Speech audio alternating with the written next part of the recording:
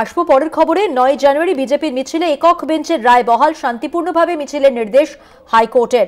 যানবাহন চলাচল ও জরুরি পরিষেবা ব্যাহত না করার নির্দেশ বিচারপতি হরিশ টন্ডনের ডিভিশন বেঞ্চের।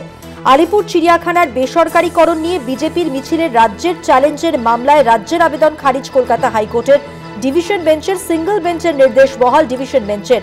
মিছিল করতে পারবে বিজেপি, তবে মানতে হবে শর্ত। একক বেঞ্চের শর্ত বহাল রাখল ডিভিশন বেঞ্চ। হাসপাতালের পাশ দিয়ে যাওয়ার সময় কোন রকম উত্তেজনামূলক স্লোগান বা কার্যকলাপ করা যাবে না, যাতে হাসপাতালের পরিষেবা ব্যাহত হয়। আরো বিস্তারিত জানবো, আমাদের সঙ্গে টেলিফোন লাইনে রয়েছেন আমাদের প্রতিনিধি পীযূষ কান্তি নাগ। পীযূষ কান্তিদা, সেক্ষেত্রে আর কোন কোন শর্তের কথা বলা হয়েছে এই নির্দেশে? দেখো, রবীন্দ্র সদন থেকে আলিপুর চিড়িয়াখানা অবধি যে বিজেপির মিছিলের একক বেঞ্চের রায়কে বহাল রাখলো ডিভিশন বেঞ্চ। বিচারপতি হরিশ টন্ডন একই শর্ত বজায় রেখে শুধুমাত্র সংশোধনী কতগুলি জায়গায় করেছেন। এক, সেটি হচ্ছে এই মিছিল করার সময় একটা পাস দিয়ে করতে হবে, যাতে যানবাহন পরিষেবা ব্যাহত না হয়, সাধারণ মানুষ অসুবিধার সম্মুখীন না হয়। এছাড়া যেহেতু মিছিলটি এসএসকেএম হাসপাতালের পাশ দিয়ে যাবে, ফলে সেই হাসপাতালের পাশ দিয়ে যাওয়ার সময় মিছিল থেকে যাতে উত্তেজনামূলক কোনো শাউটেশন এবং চিৎকার বা উত্তেজনামূলক কোনো কার্যকলাপ না হয়, সেই দিকে সংগঠকদের বিশেষভাবে খেয়াল রাখতে হবে। এই তাদের কার্যকলাপের ফলে যাতে হাসপাতালের পরিষেবা ব্যাহত না হয়, সেদিকেও বিশেষভাবে নজর দিতে হবে। এছাড়া এই মিছিল যাওয়ার সময় যে অ্যাম্বুলেন্স পরিষেবা, অর্থাৎ রাস্তায় যাতে অ্যাম্বুলেন্স বাধাপ্রাপ্ত না হয়, কারণ যেহেতু এই মিছিলটি হাসপাতাল সংলগ্ন এলাকা দিয়ে যাবে, তাই যাতে অ্যাম্বুলেন্সে বাধাপ্রাপ্ত না হয়, সেদিকেও কিন্তু বিশেষভাবে লক্ষ্য রাখতে হবে সংগঠকদের। যে সমস্ত ক্রসিং এর মধ্য দিয়ে এই মিছিলটি যাবে, সেই ক্রসিং এ যাতে অ্যাম্বুলেন্স এবং সাধারণ মানুষের চলাচলে কোনো ব্যাহত না হয়, সেদিকেও কিন্তু বিশেষভাবে লক্ষ্য রাখতে হবে।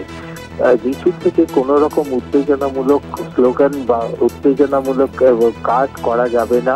ল অ্যান্ড অর্ডার অর্থাৎ আইন শৃঙ্খলা মেনেই শান্তিপূর্ণভাবে মিছিল করতে হবে, এমনটাই নির্দেশ কলকাতা হাইকোর্টের বিচারপতি হরিশ টন্ডনের ডিভিশন বেঞ্চে। ধন্যবাদ পীযূষ কান্তিদা। কথা বললাম প্রতিনিধি পীযূষ কান্তি নাগের সঙ্গে। আপনাদের আরো একবার জানিয়ে রাখবো যে খবরে আমরা নজর রেখেছি, যে মিছিলের কথা বলা হচ্ছে, সেই মিছিলের অনুমতি মিললেও কিছু শর্ত রাখা হয়েছে। আলিপুর চিড়িয়াখানার বেসরকারীকরণ নিয়ে বিজেপির এই মিছিল, যেখানে রাজ্যের চ্যালেঞ্জের মামলায় রাজ্যের আবেদন খারিজ কলকাতা হাইকোর্টের ডিভিশন বেঞ্চের এবং সিঙ্গল বেঞ্চের নির্দেশ বহাল ডিভিশন বেঞ্চের।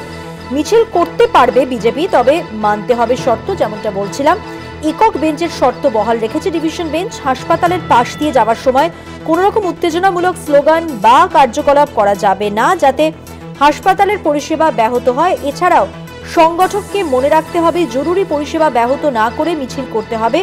কোনো অ্যাম্বুলেন্স পরিষেবা যাতে বিঘ্নিত না হয়, সেই দিকেও লক্ষ্য রাখতে হবে।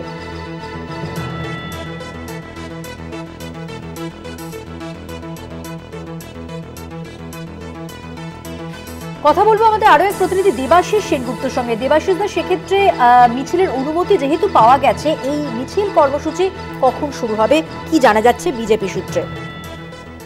দেখো, ইতিমধ্যেই কিন্তু রবীন্দ্র সদনের সামনে একাডেমি অফ ফাইন আর্টস চত্বরে বিজেপি কর্মী সমর্থকরা তারা জড়ো হয়েছে এবং আমরা জানি যে 12:30টার সময় মিছিলে তারা ডাক দিয়েছিল।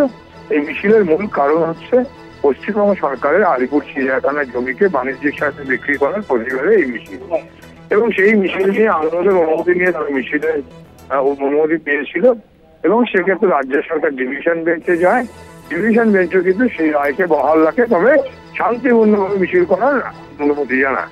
আর এই খবর যখনই পৌঁছেছে এই রবীন্দ্র সদন চত্বরে, তখন কিন্তু বিজেপি কর্মীদের উচ্ছ্বাস শুরু হয়ে গিয়েছে। আমরা দেখতে পেরেছি যে মিছিল করতে দেবে না, সেই মিছিলের অনুমতি পাওয়া গিয়েছে।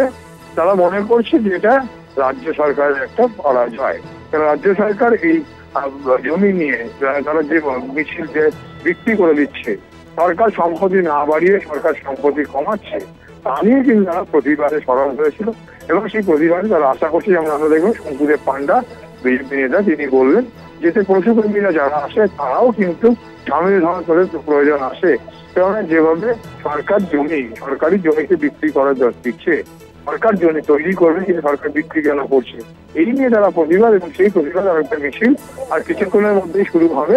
বিরোধী দলনেতা মিছিলে হাঁটবেন, তিনি থাকবেন, তার নেতৃত্বেই মিছিল হবে, যাবে এই একাডেমি অফ ফাইন আর্টস চত্বর থেকে যাবে জাতীয় গ্রন্থাগার পর্যন্ত। এবং মিছিলের ইতিমধ্যেই কিন্তু বিজেপি কর্মী সমর্থকরা তারা কিন্তু এসে উপস্থিত হয়েছে। ধন্যবাদ দেবাশিস দা। কথা বললাম প্রতিনিধি দেবাশিস সেনগুপ্তর সঙ্গে।